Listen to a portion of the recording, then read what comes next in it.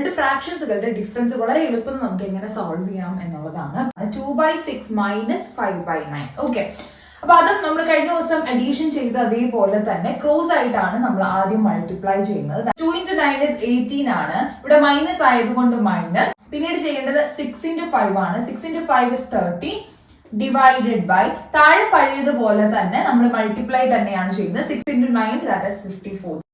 So which is equal to -12/54 ആണ്. നമുക്ക് 6 വെച്ചിട്ട് ക്യാൻസൽ ചെയ്യുമ്പോൾ the final value will be -2/9 എന്ന് കിട്ടുന്നു. And again അടുത്ത ക്വസ്റ്റ്യനിൽ 3 × 8 is 24 minus 2 × 11 is 22 divided by 11 × 8 is 88. So the final value will be 24 minus 22 is 2 divided by 88. Cancel ചെയ്യുമ്പോൾ നമുക്ക് 1/44 എന്ന് എഴുതാനായിട്ട് സാധിക്കും. സിമിലർ രീതിയിൽ ഈ ഒരു ക്വസ്റ്റ്യൻ സോൾവ് ചെയ്തിട്ട് കമന്റ് സെക്ഷനിൽ പറയുമല്ലോ. Thank you.